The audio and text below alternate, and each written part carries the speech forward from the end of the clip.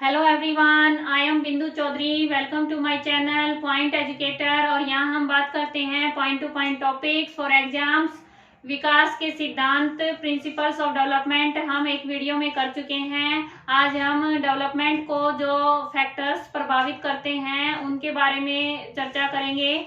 सबसे पहले तो 2 फैक्टर्स होते हैं जो हमारे विकास को प्रभावित करते हैं।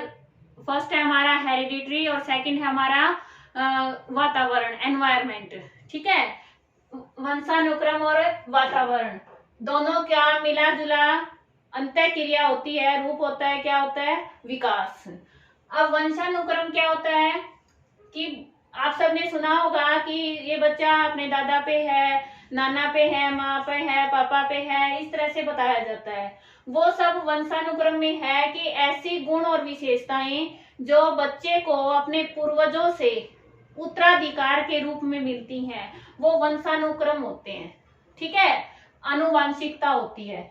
और ये जो आनुवांशिक गुण हैं ये बच्चे के विकास में ब्लूप्रिंट देते हैं कि बच्चे का विकास कैसे होगा, किस स्टेज पे होगा। समय सारणी और ब्लूप्रिंट कहाँ से प्रदान होती है, इससे वंशानुक्रम से, हेरिडिटरी से होती है। अब हेरिडिटरी में सबसे पहले हम करेंगे, एक वर्ड आता है आनुवंशिकी। आनुवंशिकी और आनुवंशिकता, इसमें अंतर बताती हूं मैं। ये होता है स्टडी, अध्ययन। वंशानुक्रम, हेरिडिटरी की जो स्टडी है, अध्ययन है, उसको आनुवंशिकी कहा जाता है। क्लियर है, इसको जेनेटिक्स भी कहते हैं इंग्लिश में। अब बताएंगे कि वंशानुक्रम है वो कैसे एक पीढ़ी से दूसरी पीढ़ी में जाता है। इसके लिए समझिए, ये है फीमेल का एग सेल। ठीक है, अंडाणु बोलते हैं इसको हिंदी में। और ये है स्पर्म, शुक्राणु मेल का। जब ये आपस में जो एग सेल है वो स्पर्म से निषेचित होते हैं, मिलते हैं, तो क्या होता है, नया जीव है, नई पीढ़ी है, उसकी उत्पत्ति होती है। Organism new. ठीक है, बन गया यहां से। अब इस जीव में, इसमें होते हैं 23 क्रोमोसोम, गुणसूत्र, और इसमें भी होते हैं 23 क्रोमोसोम। ये दोनों मिलके इसमें कर देंगे 46 क्रोमोसोम। तो नए जीव की जो नए जीव में सेल्स में कितनी होती है, 46 क्रोमोसोम। अब ये सेल बन गई एक, इसमें होता है केंद्रक। ठीक है, न्यूक्लियस, केंद्रक। और केंद्रक में होते हैं क्रोमोसोम, गुणसूत्र। इसमें क्या होते हैं, गुणसूत्र। और गुणसूत्र की संख्या कितनी है, 46। क्लियर है। अब गुणसूत्र के अंदर क्या होता है, जीन्स।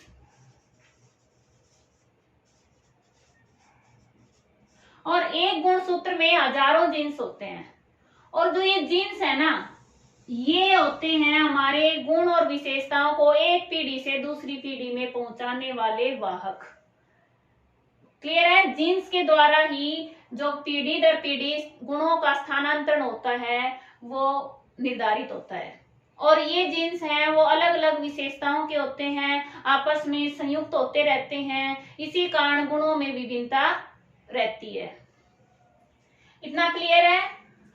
अब एक बात और बताती हूं कि मानव शरीर में जितनी भी सेल्स हैं, क्योंकि हमारा बॉडी सेल से बना है, ठीक है, तो सभी सेल्स में 46 क्रोमोसोम्स होते हैं। लेकिन जो एग सेल है और ये स्पर्म है, हमारा शुक्राणु है, इनमें क्या होता है, 23 गुणसूत्र होते हैं। और ये मिलके नया जीव बनाते हैं, इसलिए उसमें फिर से 46 हो जाएंगे। एक बार सोच के देखो, अगर इसमें 46 हो जाए और इसमें भी 46 हो तो दोनों मिलके तो बहुत ज्यादा हो जाएंगे, और फिर नया जीव बनेगा तो उसमें और ज्यादा होते जाएंगे। इसलिए इनमें 23 होते हैं, बाकी सब में 46 होते हैं। याद रहेगा ना। अब क्या है कि 22 जो गुणसूत्र हैं, क्रोमोसोम हैं, वो दोनों में सेम होते हैं, उनको ऑटोसोम्स बोलते हैं। लेकिन जो 23rd है 23rd जोड़ा है वो सेक्स निर्धारित करता है, इसलिए उसको सेक्स क्रोमोसोम बोलते हैं। ठीक है, अब कैसे होता है, इसमें फीमेल में होता है XX, ये शेप होती है इनकी, आकार इस तरह से होता है, इसलिए इनको XX लिख देते हैं। ठीक है, और मेल में होता है XY। 23वां जोड़ा ऐसे होता है, ये फीमेल में और ये मेल में। अगर फीमेल का X और मेल का Y, ये तो दोनों मिल जाएंगे तो लड़का हो जाएगा, मेल हो जाएगा। और इसका X और इसका X ये आपस में मिल जाएंगे तो क्या हो जाएगी, लड़की, फीमेल हो जाएगी। ठीक है, क्लियर है।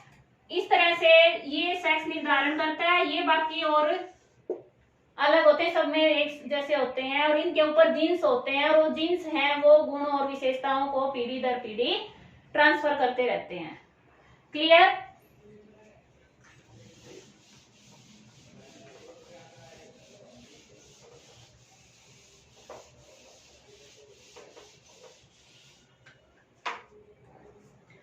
अब दो नाम और सुनते हैं हम, फिनोटाइप और जीनोटाइप। फिनोटाइप क्या होता है कि होते तो दोनों ये जीन्स के आधार पे हैं, लेकिन जो गुण और विशेषताएं हमें नजर आती हैं, जिनका मापन हो सकता है, प्रत्यक्ष रूप से दिखते हैं, वो फिनोटाइप में। इसको फोटो से रिलेट करके देख लेना कि फोटो में जैसे दिखते हैं ना, इस तरह से फिनोटाइप है। तो फिनोटाइप में कौन कौन से गुण आ जाएंगे, विशेषता आ जाएंगी। आंखों का रंग है, बालों का रंग है, त्वचा का रंग है, हाइट है, वेट है। ठीक है, ये सब किस में आएंगे, फिनोटाइप में। इंटेलिजेंस है, क्रिएटिविटी है जो उसको पैतृक रूप से मिली है बच्चे में, और भी कई गुण हैं जो हमें नजर आते हैं उसके व्यक्तित्व में। चाल ढाल है, भाई चाल ऐसी है इस बच्चे की। जीनोटाइप क्या है, वो गुण विशेषताएं हैं जो बच्चे में पूर्वजों से मिली हैं, लेकिन वो इंटरनल है, वो निर्धारित करती हैं व्यक्तित्व को, विकास को, लेकिन वो इंटरनल है, दिखाई नहीं देती। ठीक है, जीन्स पर निर्धारित हैं। जीनोटाइप की वो क्या हो जाएंगे, वो सब इसमें आ जाएंगी विशेषताएं। और फिनोटाइप जो हमें प्रत्यक्ष दिखाई देती हैं। ठीक है, ये गुप्त रूप से होती हैं, ये प्रत्यक्ष दिखाई देती हैं। ये कुछ लॉ हैं वंशानुक्रम के, जिनके आधार पर साइकोलॉजिस्ट और बायोलॉजिस्ट ने बताया है कि वंशानुक्रम डेवलपमेंट में कितना योगदान देता है, कितना क्रियाशील रहता है। फर्स्ट है हमारा लॉ ऑफ रिजेम्बलेंस। रिजेम्बलेंस यानी समानता। समानता का नियम क्या बताता है, लाइक प्रोड्यूस लाइक। समान है वो समान को जन्म देता है, हर प्रजाति है वो अपनी प्रजाति को जन्म देती, सेम होते हैं। और दूसरी है कि अगर माता पिता हैं वो प्रतिभाशाली हैं, इंटेलिजेंट हैं, तो बच्चे भी इंटेलिजेंट होंगे। और अगर किसी का स्किन फेयर कलर का है तो उसके बच्चे हैं वो भी फेयर होंगे। इस टाइप से माना जाता है लॉ ऑफ रिजेम्बलेंस। सेकेंड है हमारा लॉ ऑफ वेरिएशन। अब वेरिएशन क्या होती है, भिन्नता। भिन्नता, भिन्नता क्या है कि जरूरी नहीं कि वो सेम हो, बच्चे हैं माँ बाप से अपोजिट हो जाते हैं, तो ये इसका अपोजिट नियम है। एक ही माता पिता की जो संतानें हैं उनमें अंतर होता है, एक बच्चा फेयर कलर का है, एक उसका सांवला है, तो वो सब क्या है, भिन्नता का नियम है। ज्यादा प्रतिभाशाली माता पिता हैं, उनकी संतान है वो कम प्रतिभाशाली भी हो सकती है। ठीक है, फिर है लॉ ऑफ रिग्रेशन। रिग्रेशन क्या होता है, प्रत्यागमन। प्रति प्लस आगमन यानी लौटना, प्रत्यागमन होता है एक तरह से लौटना। इसका मतलब है कि ज्यादातर जो इस नियम के अनुसार एवरेज की साइड जाते हैं। ठीक है, ज्यादा प्रतिभाशाली माता पिता हैं तो उनके बच्चे एवरेज इंटेलिजेंट मिलेंगे, और इसी तरह से अगर ज्यादा गौरवर्ण हैं तो उनके बच्चे एवरेज मिलेंगे। एवरेज की साइड जाते हैं, ठीक है, औसत की साइड। प्रत्यागमन औसत की साइड जाते हैं। कम प्रतिभाशाली हैं, कम बुद्धि वाले हैं, उनके बच्चे एवरेज मिल सकते हैं, जरूरी नहीं कि वो कम बुद्धि वाले हों। तो एवरेज की साइड जाते हैं कि भाई उनकी बुद्धि थोड़ी सी उनसे अच्छी हो सकती है। फिर है law of selective traits. Selective चयन, ठीक है, चयनित गुण होते हैं कि हेरिडिटी के ये नहीं कि सभी गुण माँ बाप के आ जाएंगे, सिलेक्टिव गुण आते हैं, कुछ ही गुण चुने हुए आते हैं। जैसे मोस्ट ये होता है कि बच्चे आंखों का रंग है वो आता है, हेयर का कलर आता है, और बच्चे की लंबाई है, हाइट है वो आ जाता है, और इंटेलिजेंस आ जाती है। इस तरह के कुछ चयनित गुण ही बच्चे में वंशानुगत प्राप्त होते हैं, सभी गुण जरूरी नहीं होते। फिर है law of maternal and paternal lines. मातृपक्ष